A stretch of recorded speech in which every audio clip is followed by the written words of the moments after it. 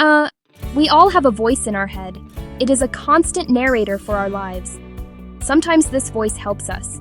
It can remind us of deadlines or encourage us to try harder. But other times, it can be a harsh critic. It can stop us from taking risks or trying new things. In our last talk, we learned two very important things.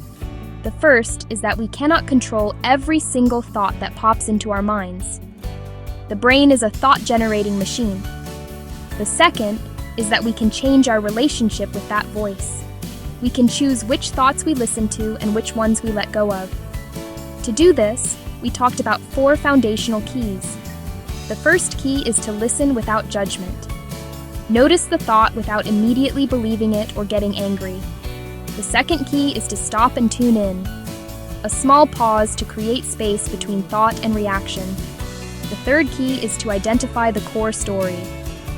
What fear or belief is behind the critic's words? Fear of not being good enough. Fear of failure. The fourth key is to introduce kind phrases. Simple, truthful statements that offer support instead of criticism. These 4 keys are powerful. They are the building blocks for changing your internal world. They give you a framework for responding with intention. But knowing the keys is only the first step. For them to truly work, they must become a habit. Just like learning an instrument or a new sport, changing your internal dialogue requires consistent practice. Weave these concepts into daily life, moment by moment.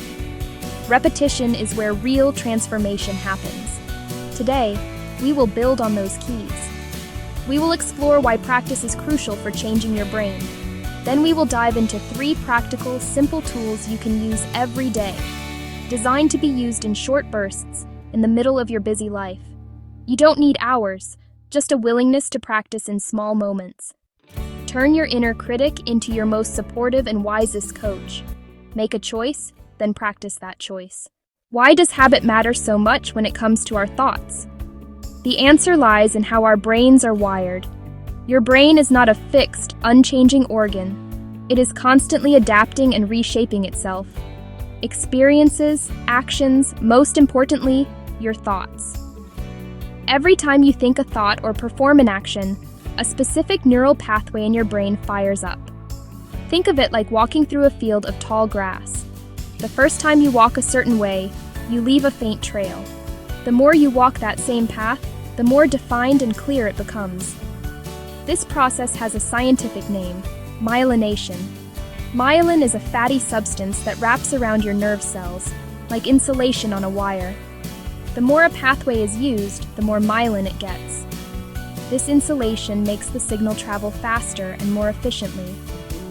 So, when you repeatedly think, "I'm not smart enough," you are literally building a high-speed highway for that self-critical thought. It becomes your brain's default, your automatic go-to. But the good news is that this process works both ways. You have the power to build new, more supportive pathways. When you start to intentionally introduce kind and compassionate thoughts, you begin to forge a new path in the grass. At first, this new path feels awkward and slow. It takes conscious effort to choose it. The old, well-worn path of self-criticism is right there, easy and familiar. Your brain will naturally want to take the path of least resistance. This is why the initial stages of changing your inner dialogue can feel difficult. You are working against years of conditioning and brain biology. It requires patience and a commitment to keep taking those first few steps on the new trail. But with repetition, something amazing happens. The new, kind pathway starts to get myelinated. The grass gets trampled down, and the trail becomes clearer and easier to follow. Each time you choose to reframe a critical thought, you are strengthening that new connection. Over time, the supportive thought becomes faster and more automatic. The old critical pathway, now used less often, begins to fade. It becomes overgrown and less accessible. You are not erasing the old path. You are simply building a better, stronger, and more helpful one next to it. You are actively sculpting your brain. Our feelings and fears live in different parts of the brain, and understanding this can help us manage our inner critic. Deep inside the brain is a small, almond-shaped structure called the amygdala. This is part of our limbic system, our emotional brain. The amygdala is our internal alarm system. It's constantly scanning for danger. It reacts incredibly fast, long before our logical brain has time to process what's happening. When it senses a threat, whether it's a real physical danger or a perceived social one, like the fear of being judged, it triggers a fear response. This is often where the inner critic gets its power. That harsh voice saying, "You are going to fail, everyone thinks you're an idiot," is often tied to this primal fear response from the amygdala.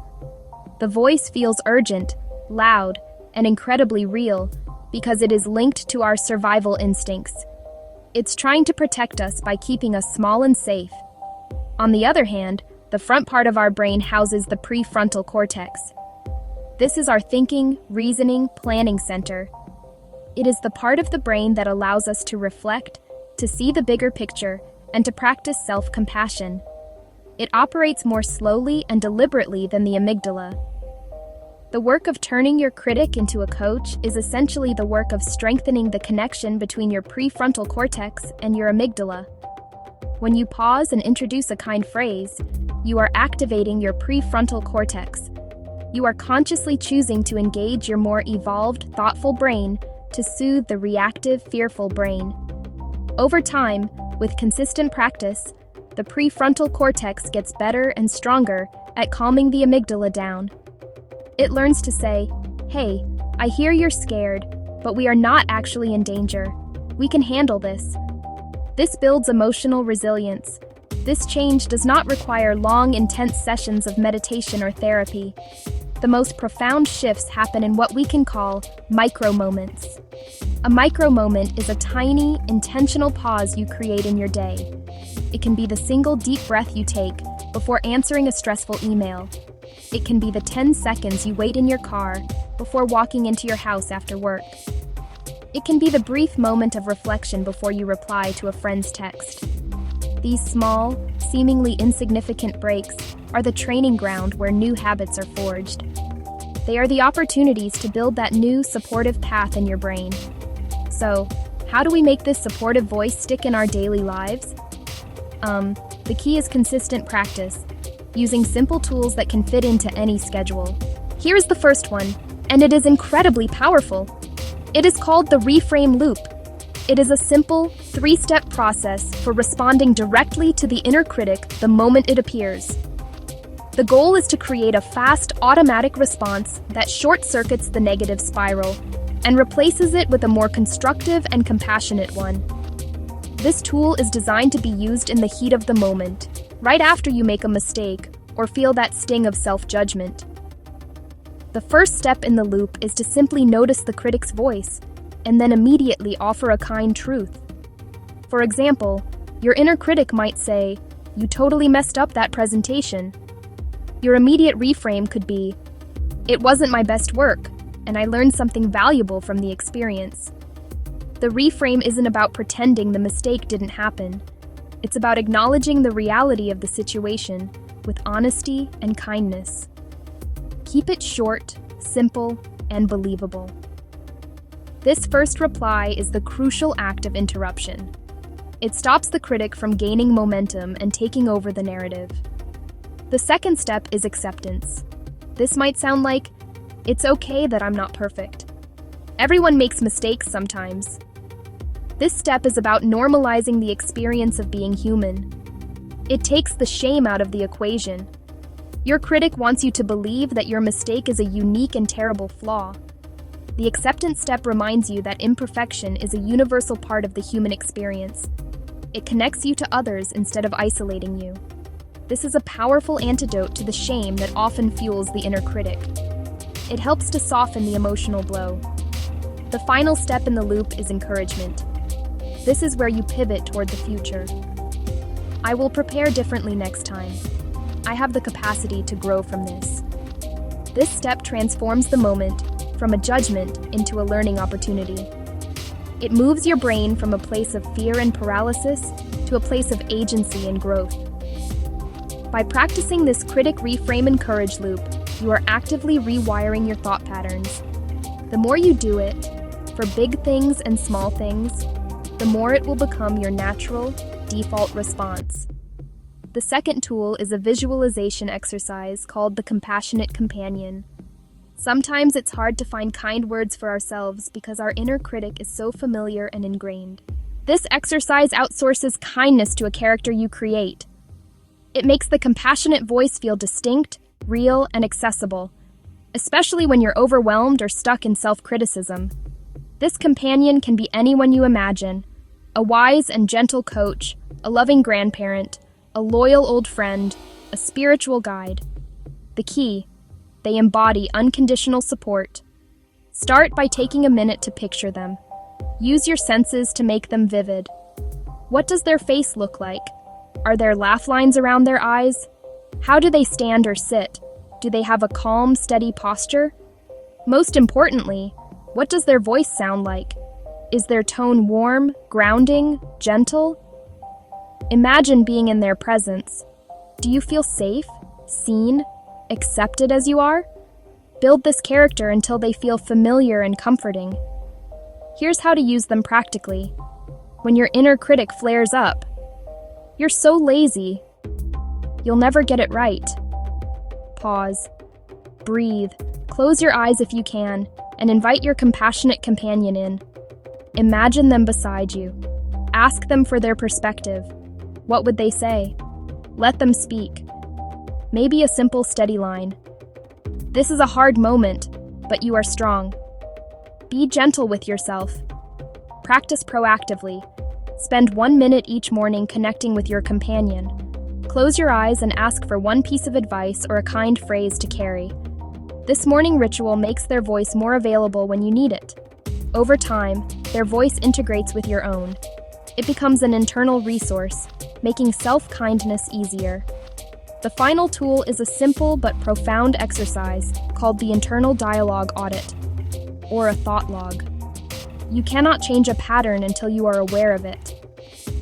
Many of us are so used to the constant chatter of our inner critic that we don't even notice how often it speaks or how harsh its tone is. This audit is designed to bring that unconscious pattern into the light. The goal is not to judge yourself for having critical thoughts, but simply to become a curious observer of your own mind. Awareness is the first and most critical step toward meaningful change. Here's how it works. For 1 hour each day, just 1 hour, pay close attention to your inner voice. Keep a small notebook or a note on your phone handy. Create 3 simple columns: time, tone, thought. Whenever you notice a significant thought, quickly jot it down. For the tone column, you can use simple labels like critical, neutral, supportive. For example, a log entry might look like this: 2:10 p.m. Critical: "I can't believe I forgot to send that file." A follow-up entry might be 2:11 p.m. Reframe supportive: "It's okay. I'll send it now and learn from this." Doing this for just 1 hour a day for a week can be incredibly revealing. You might discover that your critic is most active at a certain time of day, like late at night when you're tired. Or you might find that it gets triggered by specific situations, such as preparing for a meeting at work or interacting with a particular person. This data is not for judgment, it is for strategy. Knowing your patterns helps you anticipate when the critic is likely to show up, so you can be prepared to use your other tools, like the reframe loop or the compassionate companion. This log does 2 powerful things at once. First, it gives you concrete evidence of how your inner world operates, moving it from a vague feeling to something tangible you can see. Second, it naturally creates micro moments of mindfulness every time you stop to make an entry. Each time you log a thought, you are practicing the act of stepping back and observing your mind without being swept away by it. This simple act of auditing your thoughts is an act of self-care. It is the foundation upon which you can build a more intentional, supportive, and sustaining inner world.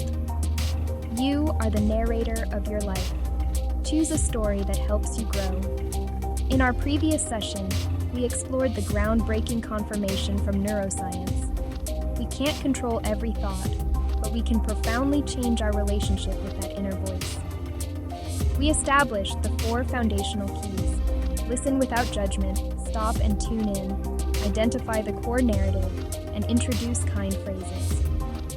But this isn't a one-time fix. The real work and the real transformation is in making this supportive inner voice the default setting. The voice in your head will never leave. It's the engine of your consciousness. The neuroscientific truth is that you are the narrator. Do you want to be accompanied by a harsh critic or a steadfast ally? The dialogue you have with yourself is the most important relationship you'll ever have, because it's the story you are telling yourself about who you are and what you are capable of. Choose a story that supports you. Choose the sustaining voice.